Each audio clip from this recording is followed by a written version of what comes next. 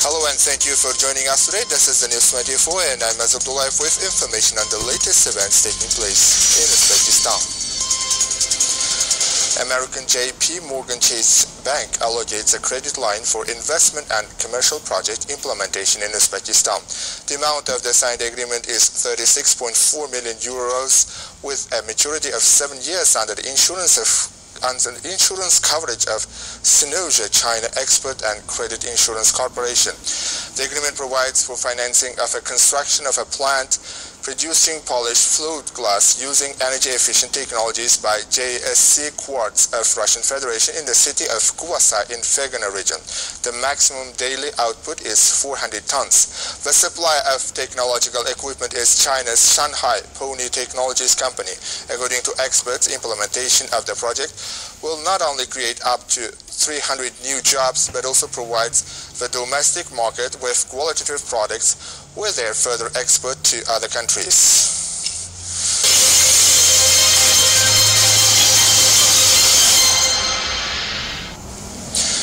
Almost every day we witness the commissioning of new facilities, the opening of enterprises and the construction of new buildings. It must be noted that the indicator of the construction sector in Uzbekistan compared to 2016 increased by almost 3 times.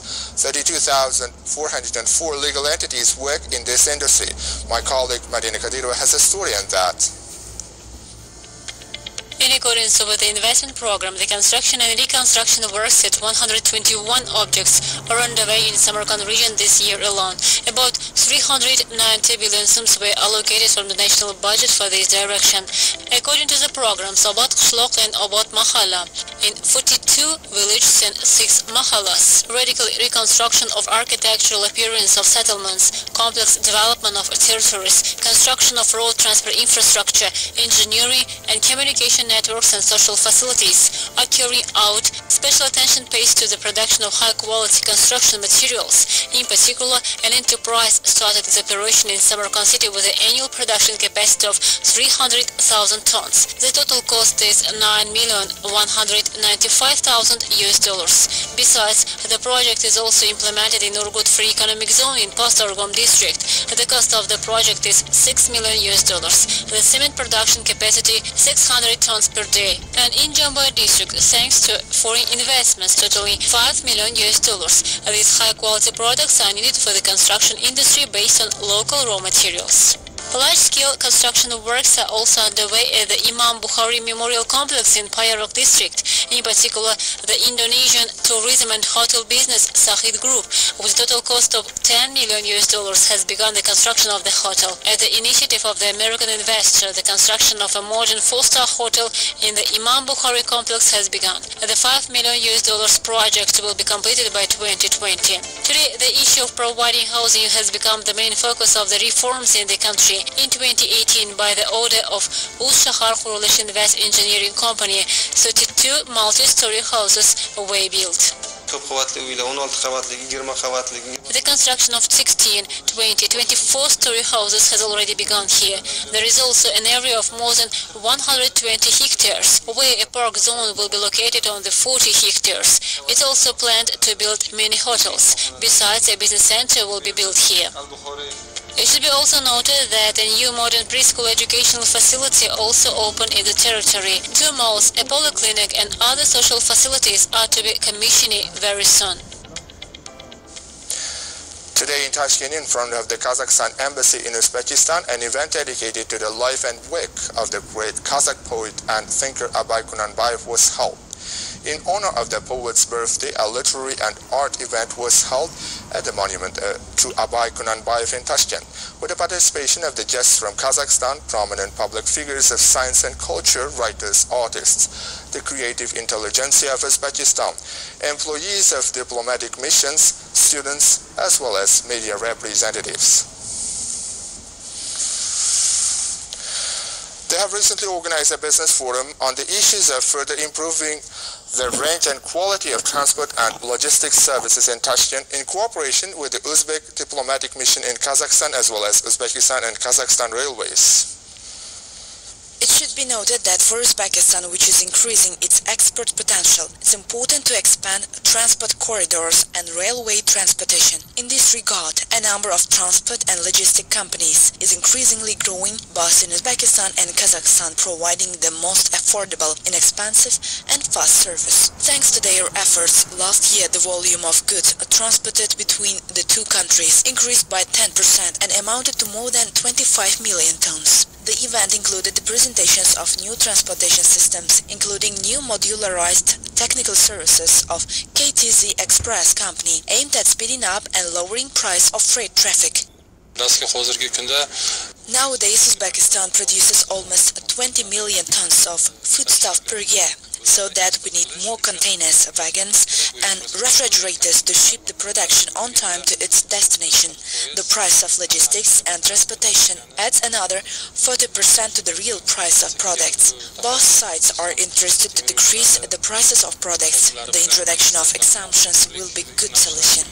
The business forum aroused great interest among Uzbek entrepreneurs, organizations and companies which operate in this sphere. The most of them were the exporting enterprises, which produce and sell dried fruits, ecological soft products, as well as representatives of transport and logistics centers and foreign companies. At the end of the forum, the preliminary agreements were reached and directions of effective use of the full potential of the railways of Uzbekistan and Kazakhstan were identified. The representatives of expert and analytical circles of Uzbekistan and China have recently discussed prospects of cooperation in a number of areas in Tashkent. During the meeting, the participants reached an agreement on joint work on a new book. The details are in our following report prepared by Malika Baratova. The roundtable was held between representatives of the Institute of Strategic and Regional Studies under the President of the Republic of Uzbekistan and the Gansu Academy of Social Sciences from the PRC. Participants discussed the current state of bilateral ties within the realization of initiatives voiced by President Shavkat Mirziyoyev at the Second International Forum One Belt One Road held in Beijing this April. The project is aimed at strengthening mechanisms for bilateral and multilateral cooperation, forming new models for partnership. Uzbekistan is the project's founding member. It was noted that the PRC is one of the country's leading economic partners. In 2018, their trade turnover was $6.5 billion. The figure has grown by 35%. Furthermore, Uzbekistan has 1,200 enterprises with Chinese investment. Experts from both institutes indicated the existence of unrealized potential in joint business and investment. They also discussed possibilities for cooperation in science, education, and tourism, identified as important aspects of mutual interaction. The two sides agreed to work on and publish a book together on the past, present, and prospects of Uzbek-Chinese cooperation. The book, titled The History of Friendly Relations Between Uzbekistan and China, will become a serious academic effort. The leading specialists of both countries will work on it. It will provide deep historical and cultural knowledge of both nations' societies, as well as on the economic, political, social, and other directions of partnership at the current development level. This joint edition is planned as a practical guide for the study and further growth of bilateral relations, targeted to both students and a broader audience that wishes to get a clearer understanding of the two countries' leadership in today's world. The roundtable's participants placed an emphasis on the launching of cooperation between Uzbekistan's and China's analytical centers with the purpose of experts' participation in strengthening the partnership. The Academy of Public Administration under the President of Uzbekistan has recently hosted a training on increasing the potential for introducing innovations into the public sector within the framework of a joint project with the specialists of the Republic of Korea. Christina Zulia will tell about the tools and programs that have been discussed by the participants. In our country, constant work is underway of the training and retraining of senior personnel as well as improving their qualifications. The foreign experience of innovative public administrations, aspects of strategic planning and forecasting, improvement of public services, creative management, and the creation of digital training programs are also taken into account. In accordance with the decree of the head of the state on measures to further develop the system of training, retraining and advanced training of managerial personnel at the Academy of Public Administration under the President of the Republic of Uzbekistan. They discussed the introduction of the smart environment system, which is currently in progress. The seminar participants learned about an advanced training system for senior personnel in South Korea and their management. They also studied in detail the planning and management of smart cities. We are working on a new book which will be published in both Uzbek and Korean. We also plan to create an electronic version of the QR book with the help of which, regardless of location and time, you can find any information you need. 9 core competences were identified. Together with Korean experts, participants conducted studies based on them. It's worth noting that the 2019-2020 academic year, the electronic platform e-dinary will be introduced. It will be used to automate educational processes. In addition, experts from both countries plan to introduce a modern educational offline and online system, as well as prepare over 70 video lectures. That was our last report for this issue of News 24. Thank you indeed for being with us. Goodbye.